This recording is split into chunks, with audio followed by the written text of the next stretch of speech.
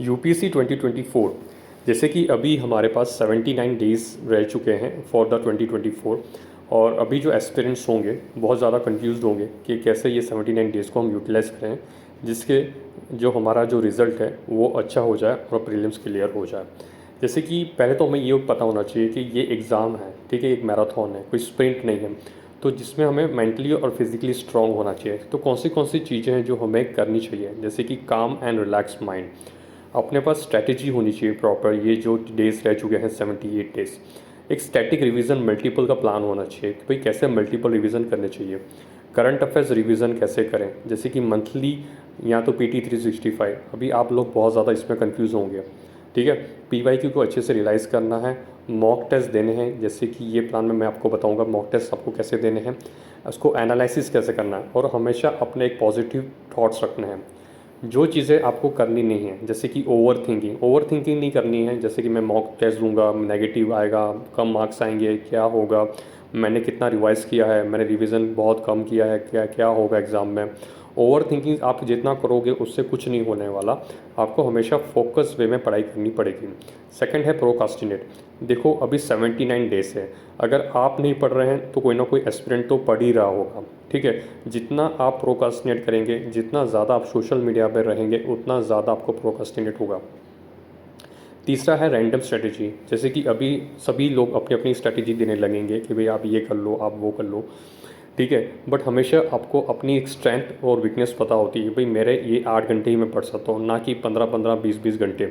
लोग तो ऐसे भी दिखाएंगे मैं 16-16 घंटे, 18-18 घंटे पढ़ रहा हूँ, पर वो रियलिटी नहीं है। अगर आप करते भी हैं तो 1 या 2 दिन ही कर पाएंगे, बट जो आपकी स्ट्रेंथ है आपको उसके साथ ही चलना है। फोर्थ है scrolling reels and the videos. देखिए अगर आप स्क्रोलिंग कर रहे हैं, रील्स देख रहे हैं, जैसे कि सोशल मीडिया हो गया, इंस्टाग्राम हो गया, वो सब चीज़ें हैं, वो सब आपको एक दिखाती है, जस्ट एक आपको ना कि सही रियलिटी दिखाती है। जस्ट आपको ये होता है कि मेरे जो फ्रेंड्स हैं वो घूम रहे हैं, पार्टी कर रहे हैं, मैं यहाँ पे बैठ के रूम में बैठा हूँ। बट वो एक चीज़ है, ठीक है। बट आप अपना एक करियर बना रहे हैं, आपको अपने करियर बनाने के लिए स्ट्रगल करना होगा। अगर आप अपना स्ट्रगल अभी कर लेंगे, जब आपका क्लियर होगा तो वही आपका फ्रेंड आपको कॉन्ग्रेचुलेट बोलेगा, ठीक है। तो आप अपने एक विजनरी बनाइए कि मैं लबासना जाऊंगा, मैं क्लियर कर लूँगा तो मैं कहाँ पे अपने आप को पाऊंगा, मेरे पेरेंट्स को कितना प्राउड फील होगा। तो आपको ये सब सोचना होगा, आपको एक एटीट्यूड बनाना होगा, जैसे कि एक ऑफिसर का जो एटीट्यूड होता है, ठीक है।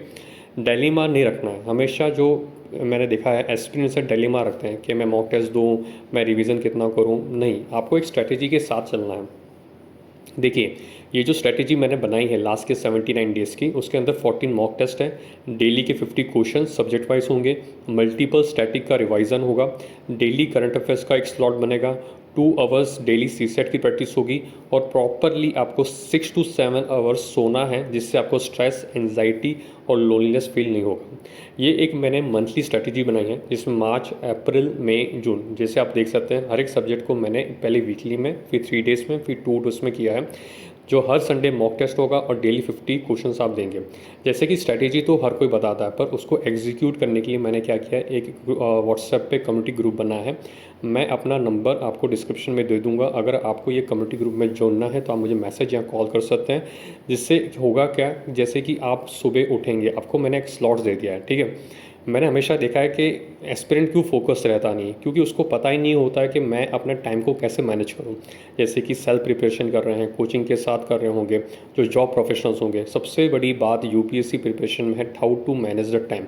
जिस बंदे या बंदी ने टाइम मैनेज सीख लिया ना, उसके लिए कुछ भी हार्ड नहीं है। तो मैं यहाँ पे क्या करूँगा, डेली मैं अपने स्लॉट्स बनाता हूँ, जैसे कि 5 स्लॉट्स, जिसमें यहाँ पे आप देख सकते हैं 6 to 9 मैंने रखा है स्टैटिक का रिवीजन करने के लिए। फिर रखा है 9:30 to 10:30 फॉर द 50 क्वेश्चन, जो आप डेली मुझे देंगे। आफ्टर आप सॉल्व कर लेंगे, उसके बाद आप मुझे अपनी जो OMR शीट्स है वो मुझे शेयर करेंगे, और वही OMR शीट मैं ग्रुप में डालूंगा, ठीक है। जिससे होगा क्या, एक कॉम्पिटिटिवली एक एनवायरनमेंट होगा ग्रुप के अंदर। फिर एग्ज़ाम देने के बाद जैसे आप मॉक टेस्ट दे देते हैं तो आप उसको एनालाइज करेंगे, स्टैटिक रिवाइज करेंगे 11 से लेकर 2 बजे तक। सो 11 से लेकर 2 बजे तक आपका वो एक स्टैटिक का रिवीजन होगा, और साथ में एनालिसिस करेंगे। फिर 1 घंटे का गैप होगा, फिर 3 बजे होगा सी सेट शुरू, जैसे जो अपना एग्ज़ाम का टाइम पे होता है। जैसे कि 3 बजे 2:30 से शुरू होता है, मैंने 3 बजे का रखा हुआ है। आप 3 से लेके 4:30 तक सीसैट करेंगे, फिर आधा घंटा का ब्रेक होगा, फिर 5 बजे आप करंट अफेयर्स पढ़ना शुरू करेंगे 6:30 तक। उसके बाद आप 1-1.5 घंटा आराम से ब्रेक लेंगे। ब्रेक में आप क्या कर सकते हैं, आपको मोबाइल लेके स्क्रॉलिंग नहीं करना है, आपको करना क्या है, आपको अपने रूम से बाहर निकलना है, वॉकिंग पे जाना है, जॉगिंग करना है, जिम जा सकते हैं। आप अपने जो 1-1.5 घंटा मिलता है उसके अंदर पूरा आप अपने आप को रिज्यूविनेट कीजिए। जैसे आपने सुबह से आप पढ़ रहे हैं तो आपको माइंड को भी रिलैक्स देना है, उसके लिए आप जॉगिंग कर सकते हैं, स्कीपिंग कर सकते हैं, म्यूज़िक सुन सकते हैं। फिर आपको 8 बजे तक अपना जो लास्ट स्लॉट है जिसमें आपको PYQ को एनालाइज करना है और स्टैटिक को रिवीजन देना है। तो ये जो प्लान है ना, ये एक टाइम टेबल है, ये एक शेड्यूल है जिससे आपको होगा कि आप एक डिसिप्लिन में आएंगे। अभी आप अकेले चल रहे हैं, अभी आपको कोई देखने वाला नहीं है, आप किसी को अकाउंटेबल नहीं हो रहे। इसकी वजह से हो क्या रहा है, आपके अंदर एंजाइटी आ रही है, स्ट्रेस आ रहा है, आपके जो मार्क्स है वो इम्प्रूव नहीं हो रहे। तो आपके साथ कोई बैठ के बताने वाला नहीं है। आप ये प्रोग्राम जुड़ेंगे, जैसे कि ये जो प्लान है स्लॉट वाइज, आपको डेली ये स्लॉट्स मिल जाया करेंगे।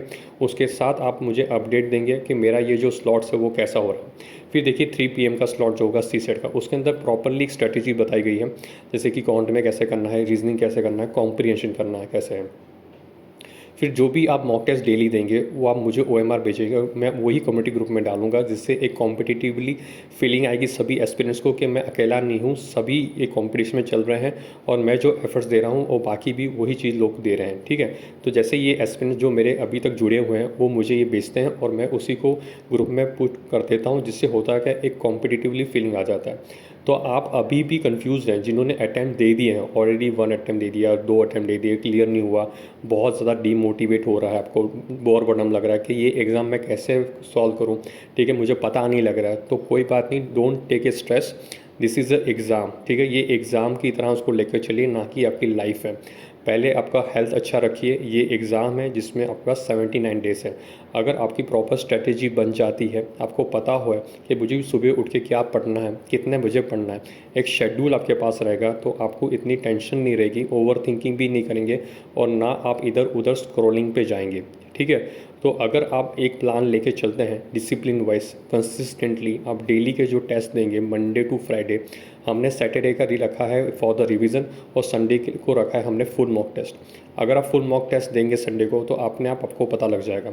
ये प्लान में होगा क्या, डेली के 50 क्वेश्चंस और संडे को मॉक टेस्ट होगा 100 क्वेश्चन का।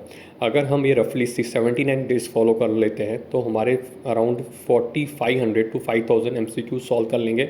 That is more than enough, that is more than enough. So आप किसी को भी ये ग्रुप में ज्वाइन होना है तो मैं ये डिस्क्रिप्शन में अपना नंबर दे दूंगा, आप मुझसे जो आप ज्वाइन हो सकते हैं। आपको कोई भी गाइडेंस चाहिए related to strategy, plan, revision, कैसे रिवीजन करूं, हिस्ट्री का मैं कैसे रिवीजन करूं, पॉलिटी का मैं कैसे करूं, ज्योग्राफी का मुझसे हो नहीं रहा है, मतलब आपको कोई भी गाइडेंस चाहिए that is the subject related, current affairs related, आप मुझसे बात कर सकते हैं।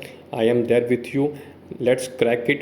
आपको क्रैक करना ही है, उसको क्रैक करने के लिए आपको डिसिप्लिन में रहना है और आपको एक बोलते हैं ना कि सेक्रीफाइस, अगर कुछ बड़ा पाना है तो आपको उसके लिए सेक्रीफाइस भी करना पड़ेगा।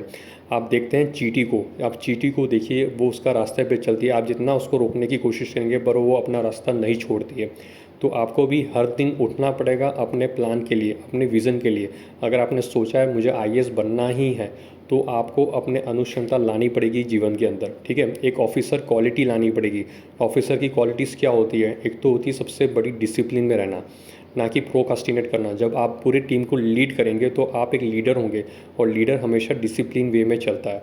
So don't worry, this is the plan, this is the strategy. आप जुड़िए मेरे साथ, मैं आपको एक डिसिप्लिन वे में लेके चलूँगा और ये 79 डेज़ को हम अच्छे से यूटिलाइज़ करके प्रीलिम्स को क्वालिफाई करते हैं। Thank you.